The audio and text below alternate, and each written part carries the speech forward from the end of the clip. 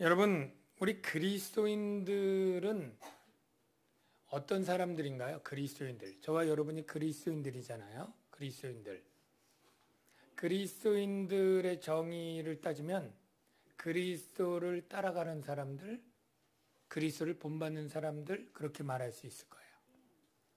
근데 저는 그것보다도 더 제 마음에 와닿는 것은 그리스도인들은 하나님의 큰 은혜를 받은 사람들, 이 이름에 따른 정의는 아니지만 하나님의 큰 은혜를 받은 사람들이다, 이렇게 말하고 싶어요. 저와 여러분은 하나님의 큰 은혜를 받은 사람들인 것입니다. 어떤 은혜냐 하면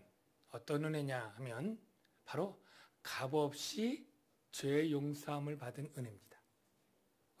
우리 현수막에 값없이 죄의 용서함 받는 하나님의 은혜를 예배하라, 제가 칼럼에 썼죠. 그거 쓰게 될 때 우리 그리스도인들이 늘 생각해야 될 게 값없이 죄 용서함 받는 은혜. 여러분, 죄 용서함 받지 못하면 어떻게 될까요? 맞습니다. 지옥 가는데 조금 더 하면 하나님의 엄연한 심판대 앞에 예의 없이 다 정죄당합니다. 정죄당하지 않을 수 있는 사람 단 한 사람도 없습니다. 다 정죄당하고, 그리고 거기 표현대로라면 세세토록 타오르는 불못에 던져져 영원한 고통을 당합니다. 영벌이죠. 그런데 우리가 그 죄의 용서함을 받는다라는 것이 얼마나 그에 비하면 크고 놀라운 것입니까? 구원이라고 표현된 이 죄의 용서함. 근데 더 은혜로운 건 이 죄의 용서함을 받는 방법이 더 은혜롭다는 거예요. 우리가 죄의 용서함을 받을 때 뭔가 열심히 무슨 착한 일을 많이 해서 받는 것도 아니고, 하나님이 정하신 율법을 잘 지켜서 죄 용서함 받는 것도 아니고, 원래 타고난 성품이 좋아서 뭐가 잘해서가 아니고, 아무것 없이 오직 믿음만으로 받는다. 이게 얼마나 은혜롭습니까?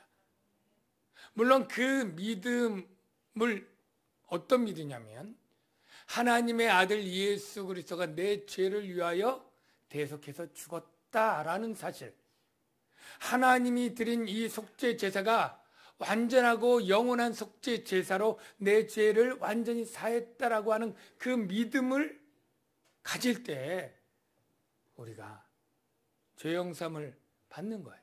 이건 값없이 받는 것입니다. 값없이 받는 것과 값싼 것은 천지 차이입니다. 어떤 분들은 우리가 받는 구원이 값싼 거, 그냥 믿기만 해서 된 거, 싼 게 비지떡이지 뭐, 이런 식으로 굉장히 이 믿음으로 구원 얻는 것을 값싼 것으로 착각해요. 여러분, 값없는 것은 너무나 비싸서 값으로 매길 수 없기 때문에 값없다라는 표현을 쓴 거예요. 이 세상의 모든 것들이 다 가치가 있고 돈으로 살 수 있지만, 그래도 살지 못하는 게 공기입니다. 공기. 물론 공기도 못 팔 수 있겠지만, 하나님이 이 공기가 없으면 사람은 다 죽잖아요. 이 공기는 너무나 귀하기 때문에 돈으로 사고 팔도록 하지 못했어요. 그럼 가난한 사람은 다 죽을 테니까. 바로 이 값없이 이것은 굉장히 귀한 것들을 아예 값을 내지 않고 쓰게 한 거죠. 바로 값없는 하나님의 은혜, 이것이 어마어마하게 귀하고 가치 있는 그러한 은혜를 우리가 받은 것이고, 그게 바로 저와 여러분 그리스도인인 줄로 믿습니다. 그래서 이 구원을 받았다, 은혜를 받았다라는 것은 요 말로만 그칠 게 아니라 그 안에 많은 귀한 것들을 포함하고 있어요. 죄 용서함이 갖는 표현은 바로 하나님이 의롭게 인정해 주었다, 의인되었다. 의인되었을 뿐 아니라 하나님의 자녀의 신분을 얻었다. 자녀의 신분을 얻으니까 하나님 나라의 유업을 상속받는다. 하나님의 영광을 누리며 영원토록 영생을 누린다. 이런 개념들이 다 줄줄이 그 안에 들어가 있는 것입니다. 그러니까 이것들을 다 생각하고 묵상하면 구원, 그럴 때는 별거 아닌 것처럼 느껴져도 이 구원 안에 있는 하나님의 자녀됨, 하나님 나라, 흔들리지 않는 나라를 받는 그 영광, 하나님의 영광을 누리고 완벽한 그런 영생들을 계속 생각해 날 때 우리의 마음은 벅차오르고 감격이 되고 기쁨이 돼서 하나님이 나를 위해 이렇게 놀라운 일을 해주셨단 말이야. 그 아들 예수를 죽이면서 나에게 이렇게 나를 기쁘고 즐겁고 감격스럽게 해주셨단 말이야. 나도 이제 하나님을 위해 뭔가 기쁨이 돼야지. 하나님을 기쁘시게 해드려야지. 그게 바로 지난번 나온 것처럼 우리가 흔들리지 않는 나라를 받았으니 은혜를 받자. 그리고 하나님을 기쁘시게 섬길지니. 우리의 자발적인 반응이 하나님이 내게 주신 은혜를 묵상하고 너무나 감격스러워 감사해서 내가 이제 하나님과 뭔가 해드려야지. 하나님이 나를 너무 기쁘게 했으니 나도 조금이라도 하나님을 기쁘게 해드려야지 하는 마음에서 나오는 행위가 하나님을 섬기는 것이고 그게 예배인 줄로 믿습니다. 그러니까 여러분이 지금 이 자리에 있는 것은 뭐예요? 하나님의 은혜를 받은 감격 때문에 조금이라도 하나님을 기쁘시게 하는 마음으로 이 자리에 온 줄로 믿습니다. 혹시 생각 없이 왔던 분들 지금이라도 생각을 고치셔서 내가 제물이 되어서 하나님을 기쁘시게 하기 위해 이 자리에 있다. 여러분 이렇게 믿으시길 바랍니다. 그런데 이렇게 드리는 이 예배가 보통 공적 예배다 이렇게도 구분해요. 공적 예배. 공적 예배를 하나님을 섬기는 것인데 공적 예배, 사적 예배 이렇게 구분해서 표현합니다. 공적 예배는 혼자 드리지 않고 같이 여럿이 공동체가 드려야 되니까 공적 예배는 시간을 정해야 돼요. 같이 모일 약속 시간을 정해야 돼요. 주일 9시, 11시 이게 다 정한 거예요. 그 다음에 장소를 정해야 돼요. 집에서 모일 건지 야외에서 모일 건지 건물을 사서 예배당을 만들어서 거기서 모일 건지. 우리는 성지프라자 이 5층 본당을 약속 장소를 정한 거죠. 그리고 순서를 정해요. 공적 예배는 그냥 처음부터 나는 찬양 부를래 그런 사람 있고 난 기도할래, 난 성경 읽을래, 뭐 나는 헌금할래 이렇게 막 뒤죽박죽이면 안 되잖아요. 그러니까 순서를 정하죠. 찬양, 기도, 뭐 성경 이렇게. 그리고 담당자를 정해요. 기도할 사람, 헌금할 사람, 찬송 인도할 사람, 설교할 사람. 이런 절차가 있고 순서가 있고 시간과 장소를 정해서 드리는 이런 예배가 바로 공적 예배다. 지금 우리가 드리고 있는 주일 1, 2, 3, 4부 오후 수요 다 공적 예배입니다. 우리가 1월에 예배 부흥 운동할 때 다 예배에 열심히 참석하고 다 개근하자 뭐 이런 의미가 다 이 공적 예배를 염두에 두고 한 거예요. 그렇죠? 그런데 사실 예배는 사적 예배가 있습니다. 사적 예배는 개인이 드리는 예배라고 표현될 수 있지만 개인이 드리는 예배가 어디에서 드리냐면 우리가 공적 예배 일주일에 다 해봤자 5번 드리면 뭐 6시간 정도예요. 그러면 그 나머지 시간들 굉장히 많은 시간들이죠. 170몇 시간. 이 시간은 내 개인이 삶에서 하나님을 영화롭게 하고 하나님을 기쁘시게 하는 삶을 살아가는 이 시간들, 이것들이 바로 사적 예배다. 그리고 생활의 예배, 삶의 예배 다 같은 거예요. 그러면 어느 시간이 훨씬 길어요? 사적 예배가 훨씬 길죠. 장소는 어디예요? 그가 생활하는 그 어디, 학교든 가정이든 직장이든 길거리든 전철안이든 운동장이든 그가 살아가는 모든 현장이 다 예배 장소예요. 사적 예배. 물론 사적 예배는 공적 예배보다 없는 것들이 있죠. 일단 같이 안 되니까 공적인 교제가 없고요. 하나님의 말씀을 배우는 일이 스스로 없고요. 성찬이 없습니다. 그리고 누군가를 섬겨야 되는데 혼자니까 섬기는 그러한 구제가 없어요. 그래서 사적 예배로 나 삶의 예배인데 교회 가야 돼 이런 분은 잘못입니다. 공적 예배를 드려야 돼요. 거기서 은혜를 받고 충만히 받은 에너지를 가지고 그의 삶의 예배를 현장에서 드려야 돼요. 그러니까 반대로 교회 예배가 중요한데 가정이나 이런 것들은 중요하지 않아. 그냥 교회 이런 주의 일이야. 이것도 잘못이에요. 주의 일, 교회 일 중요합니다만 가정의 일, 직장의 일 그것도 사적 예배이기 때문에 그것도 중요한 것이죠. 우리가 이것을 균형 있게 여러분이 알아야 될 줄로 믿습니다. 오늘 본문은 공적 예배인 것이 아니고 사적 예배에 관한 말씀이에요. 16절을 다시 한번 볼게요. 같이 읽어볼까요? 시작.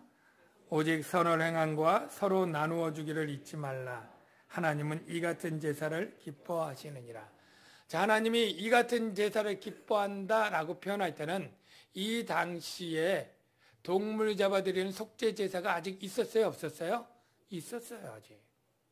그리고 이 유대 기독교인들이 나 유대교로 돌아갈래 그럴 때 하는 게 지금도 대제사장이 성전에서 나를 위해서 피 흘려 제사 드리고 이게 더 죄 사함의 효력이 더 시청각적으로 보이고 더 그럴듯해. 난 거기 가서 죄사함 받고 살래 하는 지금도 그 짐승을 잡아서 피 흘려 하나님의 임재 앞에 뿌리는 그 속죄 제사가 횡행되고 있었어요.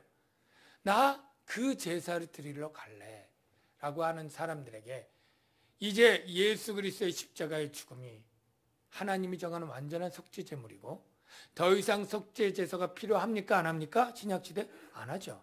그러니까 하나님이 기뻐하시는 제사는 그런 짐승을 드리는 속죄 제사가 아니고 하나님은 이제 바로 우리의 삶에서 서로 선을 행함과 나누어 주기를 하는 이 같은 제사. 그게 제사라는 게 아니에요. 제사라고 굳이 말한다면 이 같은 것으로 표현된 제사를 하나님이 받으신다라는 것입니다. 그래서 우리가 삶의 예배는 어떻게 드려야 될까? 공적인 예배 부흥을 위해서는 어떻게 드려야 되는지 많이 알고 있어요. 그런데 내가 삶의 예배를 드리는 그 많은 시간에 어떻게 삶의 예배를 잘 드려야 하나님이 기뻐하실까라는 것이 우리 궁금하지 않습니까? 많은 대답이 있지만 히브리서 기자가 성령의 감동으로 우리에게 가르쳐 주는 것은 선을 행함과 서로 나누어 주기라고 말했습니다. 선을 행함. 여러분, 선이란 개념이 사람마다 다 다르고 기준이 다를 수 있어요. 인간적 기준의 선도 있고 그런데 하나님의 기준의 선은 뭘까요? 우리가 하나님의 기준으로 봐야 되면 하나님이 우리에게 주신 계명을 잘 지키는 게 하나님께 선이 아닐까요? 근데 하나님이 우리에게 주신 계명은 한마디로 뭘까요? 사랑입니다. 하나님을 사랑하고 이웃을 사랑하고 심지어 원수까지 사랑하는 이 사랑이 하나님이 주신 핵심 계명인데 이 사랑을 잘 실천하면 그게 선을 행하는 것이 되는 줄로 믿습니다. 그러니까 내가 하나님께 예배하는 삶을 살고 싶어. 그게 어떤 삶이야? 혹시 궁금하거나 모르는 분 간단합니다. 여러분이 어떻게 하면 내가 사랑의 삶을 살까? 그게 하나님이 기뻐하시는 제사요 삶의 예배가 되는 거예요. 그런데 우리가 지난번에도 좀 제가 인용을 했습니다만 하나님을 사랑하는 것은 또 사람을 사랑하는 것이 말로 해야 될까요? 안 해야 될까요? 예, 어떤 분은 말은 필요 없다 그러는데 말해야 됩니다. 옆에 분에게 사랑합니다 한번 얘기해 주세요. 사랑합니다. 네, 마음으로 하지 말고 사랑해야 돼요. 사랑. 근데 그냥 마음은 전혀 없으면서 말로만 하면 안 된다는 거예요. 우리 요한일서 3장 17절 우리 두 번째 자막을 먼저 볼게요. 이렇게 되어 있습니다. 자, 누가 이 세상의 재물을 가지고 형제의 궁핍함을 보고도 도와줄 마음을 닫으면 하나님의 사랑이 어찌 그 속에 거하겠느냐. 자녀들아, 우리가 말과 혀로만 사랑하지 말고 행함과 진실함으로 하자. 그러니까 말과 혀로도 사랑해야 돼요. 그것만 해서 안 된다는 거지. 말할 필요 없어. 혹이라도 그런 분 없으셔야 됩니다. 말로 해야 됩니다. 그런데 행함과 진실함. 마음이 진실되어야 되겠죠. 마음이도 없이 그냥 입만 번지르한 말은 필요 없어요. 진실하게 해야 되는데 행함이 중요해요. 그러니까 내가 재물이 있어요. 근데 형제가 막 굶주려. 그러면 뭐 좀 사 먹어. 맛있는 거 사 먹어. 그게 아니라 10,000원이라도 줘야 되는 거예요. 밥값을. 막 이렇게 겨울인데 이렇게 파카도 없고 이렇게 해. 그러면 내 파카 집에 2개 있는 거 하나 주든지, 예? 파카 살 돈을 지원해 주든지. 이게 사랑이라는 거예요. 예. 행함이 없이 말로만 그 말을 인정할 마음이 중요한데 그 마음을 인정하는 건 또 행동으로 실천돼야 된다는 거예요. 여러분, 선을 행하는 것이 그래서 나누어 주기와 연결되는 거예요. 나누어 주기. 나누어 주기. 여러분, 초대교회는 성령이 충만한 예루살렘 교회가 사도행전에 나와 있잖아요. 오순절 성령이 임하고 베드로가 설교할 때 막 3,000명, 5,000명 회개하고, 그리고 나서 성령이 충만할 때 그 예루살렘 교회의 모습이 어땠느냐면 한마디로 서로 나누는 삶이었다. 서로 나누는 삶. 나눔이 풍성한 삶이었다. 우리가 그 사도행전 2장 42절 이하 몇 절을 보겠는데 1번 자막. 여러분, 이 나눔 가운데는 영적인 나눔이 있고 마음적인, 정신적인 나눔이 있고 물질적인 나눔이 있어요. 이 세 가지를 염두에 두고 한번 이 말씀을 볼까요? 자, 그들이 사도의 가르침을 받아. 자, 먼저 사도가 영적으로 충만한 분이에요. 그분이 가르쳐요. 그 가르침은 배워요. 그러면 이게 영적인 나눔이 이루어진다라고 말할 수 있죠? 예, 가르치고 배우는 거예요. 첫째, 하나님의 교회 공동체는 나눠줄 때 영적인 은혜들을 나누는 게 중요해요. 그래서 바로 그냥 적용부터 할게요. 이건 놔두고요. 여러분이 예배 때 설교를 듣는 거 영적인 나눔이에요. 제게 받은 은혜 여러분에게 나누고요. 그리고 성경 공부, 통성경, 마더와이즈, 파노라마 많잖아요. 이거 영적으로 가르치고 받는 건 나눔이에요. 이게 하나님 기뻐하시는 일입니다. 또 여러분들 셀 모임 하잖아요. 셀 모임. 저는 이것도 굉장히 귀한 영적 나눔의 기회예요. 제가 여러분에게 설교하는데 다 적용하지 못하잖아요. 그리고 제 설교는 잊어버리기 쉬워. 그런데 2-3분 모여서 권사님, 집사님이 오늘 말씀 중에 은혜 받은 거 얘기할 때 나 전에 그런 일이 있었잖아. 근데 이렇게 해가지고 하는 게 오늘 말씀에 딱 들어. 그거는 훨씬 오래 갑니다. 뼈가 새고 살이 돼요. 그래서 여러분들이 정 바쁘고 어떤 사정 때문에 셀모임 못 하시는 분도 있고 이해가 돼요. 다 들으면. 근데 할 수 있으면 그런 영적인 나눔이 하나님이 귀하게 보는 제사라고 하니까 여러분이 받은 은혜가 있으면 좀 나눠주고, 은혜 없을 때 은혜 있는 분의 은혜도 받고, 이렇게 영적인 나눔이 있기를 주의 이름으로 축원합니다. 그 자막 다시 한번 계속 볼게요. 사도의 가르침을 받아 서로 교제하고 떡을 떼며, 여기 떡을 떼면은 떡 나눠 먹었다는 게 아니라 성찬했다는 거예요. 성찬도 은혜 나누는 거죠. 성찬을 영적인 나눔이에요. 오로지 기도하기를 힘쓰니라. 그 다음 말씀 볼게요.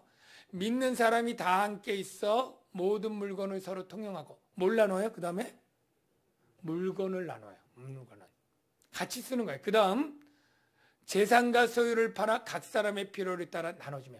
이 성령이 충만한 교회 나눔이 풍성하니까 그렇게 아꼈던 재산, 부동산, 토지 이런 거 팔아서 교회 내면 교회 사도들이 가난하고 굶주린 그 수천 명의 예루살렘에 그러한 고아, 과부, 객, 나그네 이런 어려운 사람들 나눠주는 거예요. 물질의 나눔이 있고요. 진짜 사랑에는. 그 다음에 마음을 같이하여 마음을 나누는 거예요. 마음을. 성전에 모이기를 힘쓰며 하나님을 찬미하며. 이렇게 영적인 나눔, 물질의 나눔, 마음의 나눔이 있으니까 교회가 어떻게 되었느냐면, 자, 그 다음 보면 또 온 백성에게 칭송을 받아요. 여기 온 백성은 믿는 사람들 아닌 사람들 많아요. 유대인들이에요. 이방인들이에요. 이 사람들이 그러는 거예요. 야, 저긴 이렇게 교회가 어려우니까 그냥 교회 성도들이 막 헌금하고 집 팔아서 내고 이래가지고 가난한 사람 먹이고 구제하고 다른 사람 돕고 참 훌륭한 그런 사람들이야. 나도 좀 저기 한번 들어가 볼까? 이런 들어가든 안 갔든 그 교회가 칭송을 받는 거예요. 그러니까 하나님이 구원받는 사람들을 날마다 더하게 하시니라. 날마다 교회가 절로 부흥하게 되는 거죠. 여러분, 오늘날 한국교회에 공적인 예배가 문제일까요? 사적인 예배가 문제일까요? 세상 사람들이 우리 공적 예배가 왜 예배를 그렇게밖에 안 드려? 좀 더 뜨겁게 드려야지. 좀 더 뭐 길게 드려야지. 좀 더 은혜롭게 드려야지. 우리 교회 예배 가지고 세상 사람들이 뭐라 잘못했다고 하는 사람들이 있어요? 거의 없습니다. 거의 없어요. 교회를 비난할 때 다 우리의 사적 예배인 우리의 삶을 문제 잡는 거예요. 왜 예수 믿는 사람들이 이렇게 인색하냐고. 왜 예수 믿는 사람이 지욕심만 차리냐고. 왜 예수 믿는 사람이 이렇게 죄악된 일을 하냐고. 그러니까 그렇기 때문에 우리가 공적인 예배를 다 우리가 예배 부흥할 때 공적인 예배를 염두에 두지만 사실은 우리의 삶의 그리스도인의 삶의 예배도 참으로 바르게 되어야만 바로 세상의 칭송을 받고 교회가 성장하고 부흥하게 되는 거예요. 우리 남양주 강영교회가 예배 부흥 외칠 때 우리 공적인 예배도 열심히 드리고 은혜도 받고 충전도 받지만 그로 말미암아 우리의 삶에서 변화된 삶으로 좀 나눠주고 베푸는 친절하고 너그럽고 그렇게 선한 삶으로 인해서 사람들이 칭송하고 그 덕분에 우리 하나님의 이름이 영화롭게 되는 그런 일들이 우리의 삶에 많아져야 될 줄로 믿습니다. 여러분들이 그렇게 해주시는 한 사람 한 사람이 되시기를 주의 이름으로 축원합니다.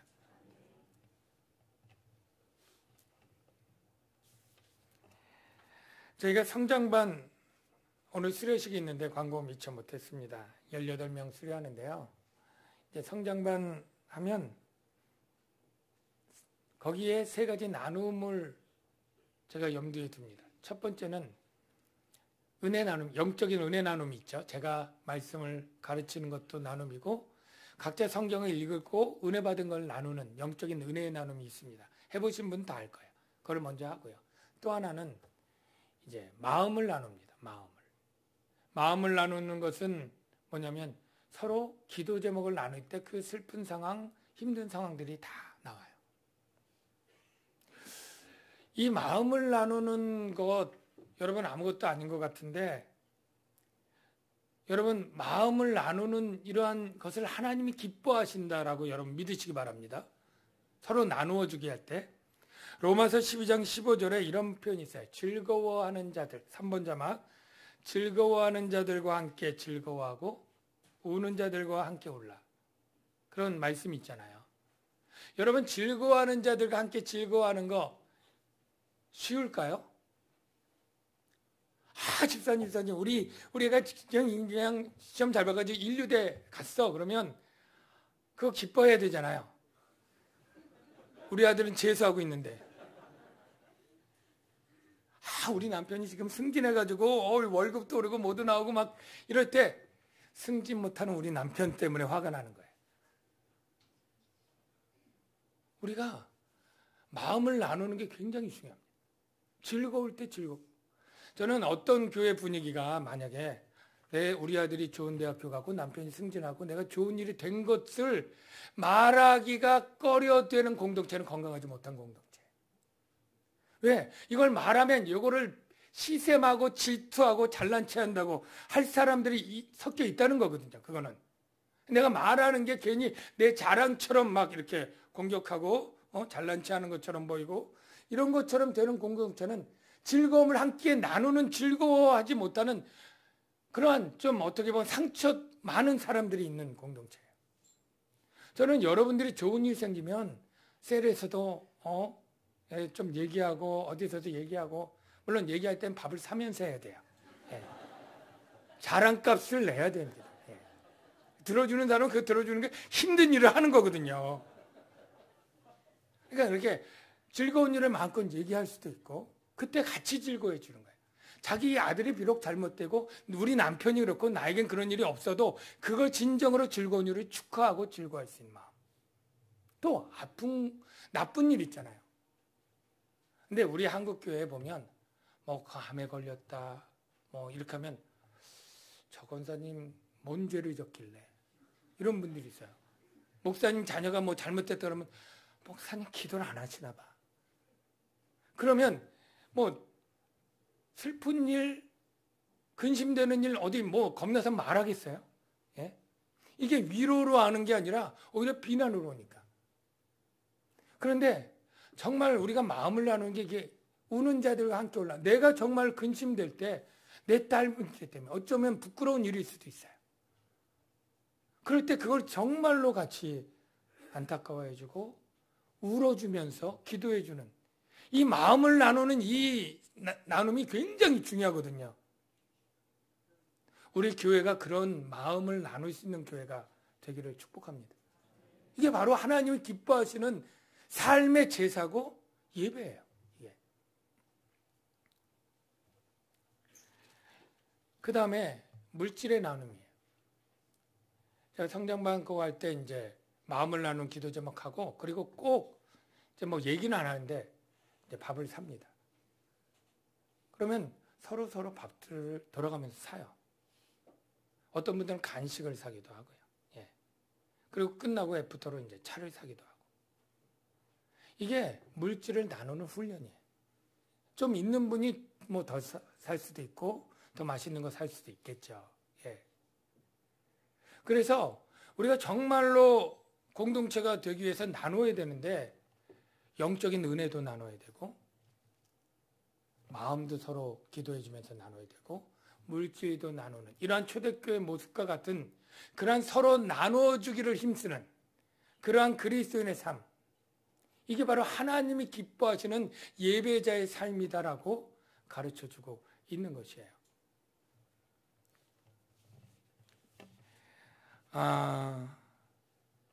하나님이 기뻐하시는 예배자는 예배 시간에만 교회에서만 뜨거운 사람이 아닙니다.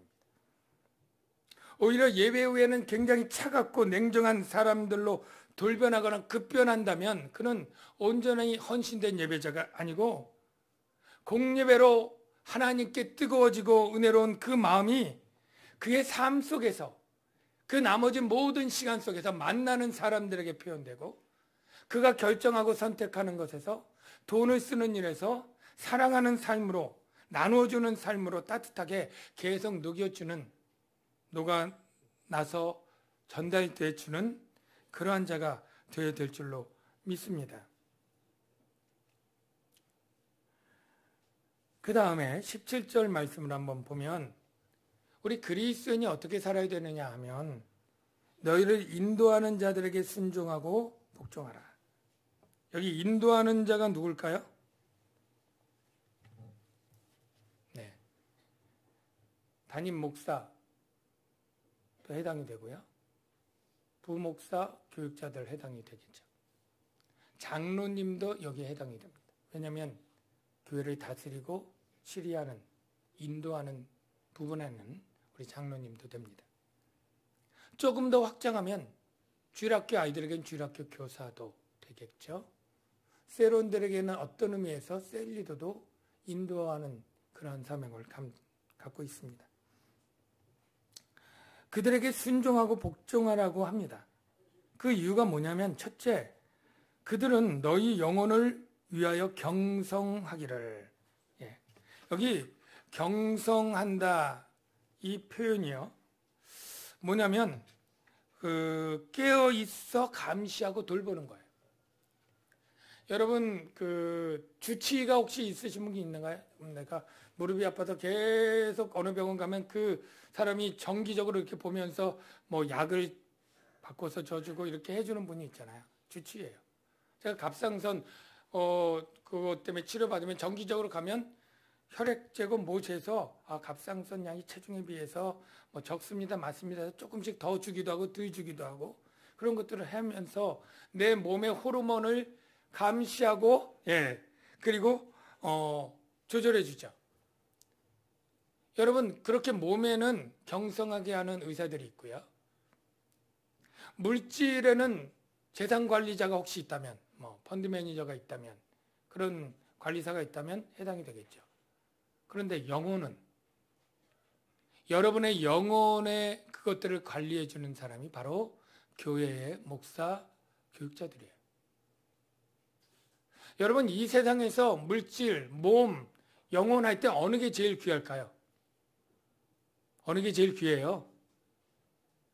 대답하기 싫다 이거죠. 너무 쉬운 질문이라 그런가요? 영혼이 가장 귀중하죠. 이 영혼을 바로 교육자들이 점검하는 것입니다. 저분이 병이 들었나? 아니면 잘못됐나? 말랐나? 이거를 저희들이 하는 것입니다.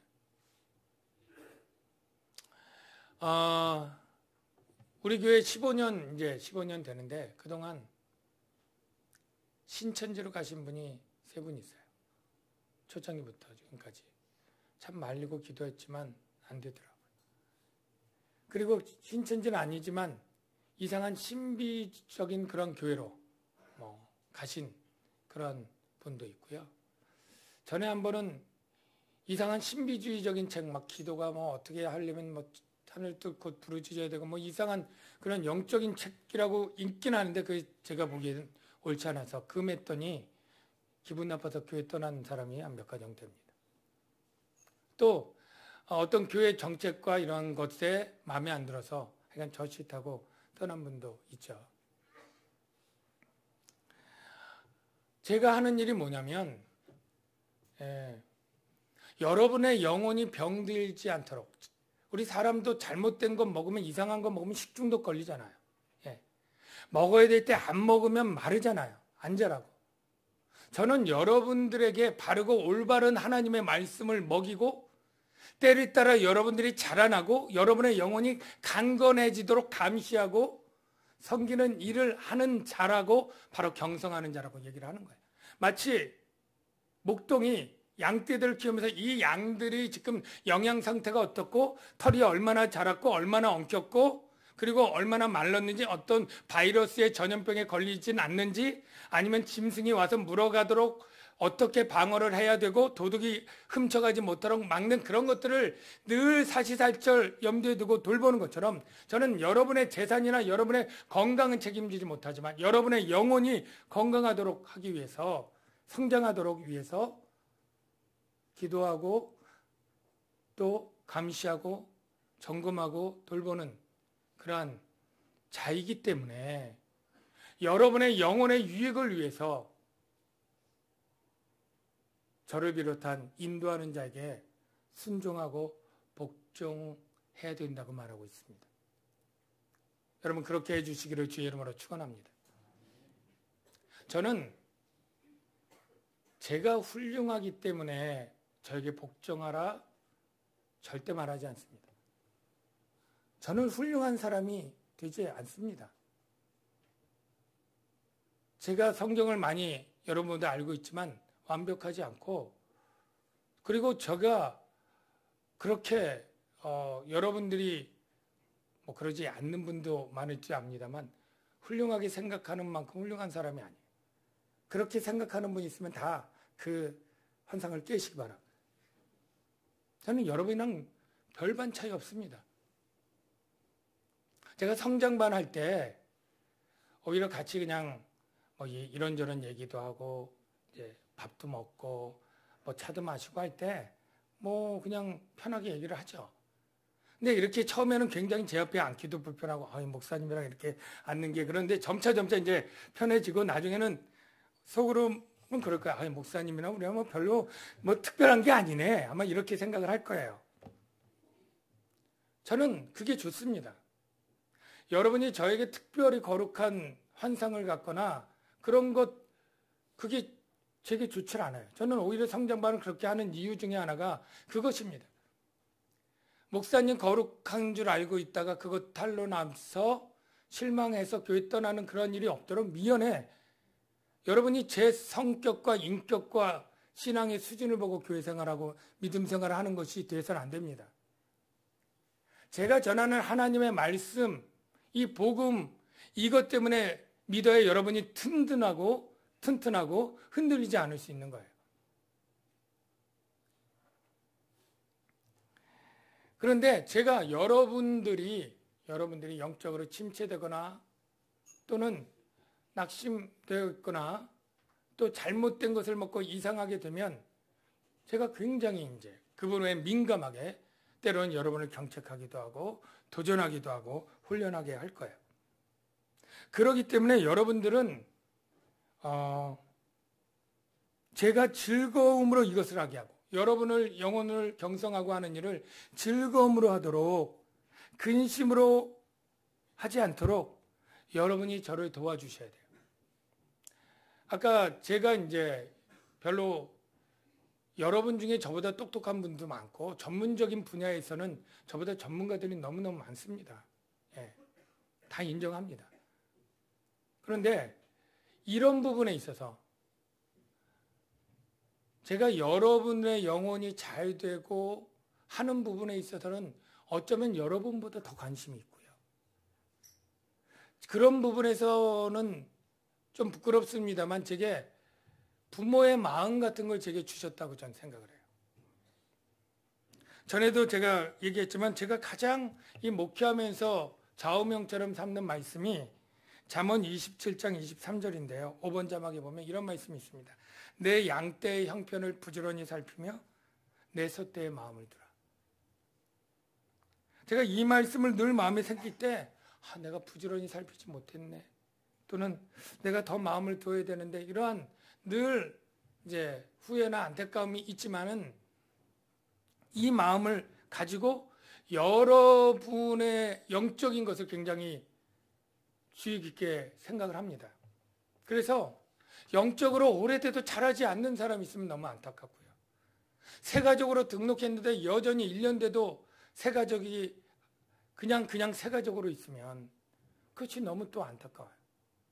그런데 또 그냥 새가족이 됐는데 금방 교회 성도랑 적응해서 친해지고 말씀 공부하고 영적으로 막 성장하고 교회하면 그게 그냥 흐뭇한 거예요. 특별히.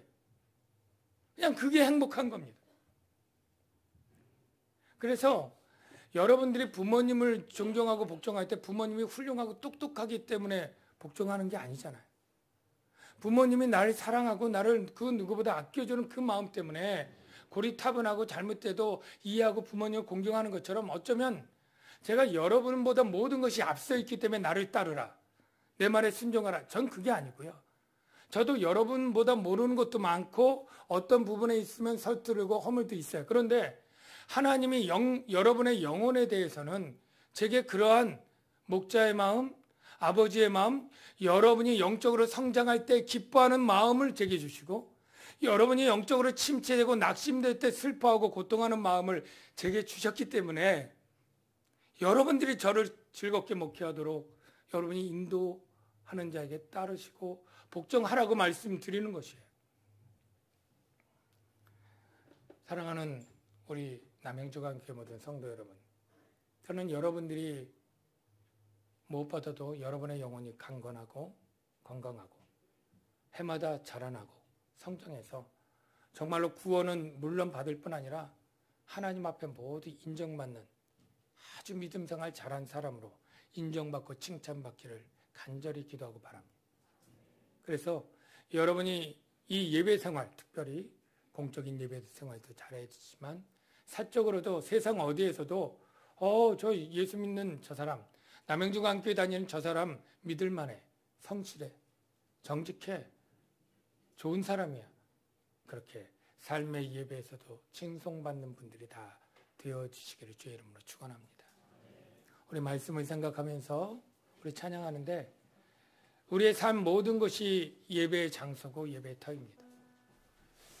내가 길에 있든지 거리에 있든지 학교에 있든지 직장에 있든지 내가 이곳에서 하나님을 예배하겠습니다. 예배자로 살겠습니다. 그런 마음으로 우리 부르신 곳에서 나는 예배하네. 이 가사를 생각하면서 같이 찬양하겠습니다.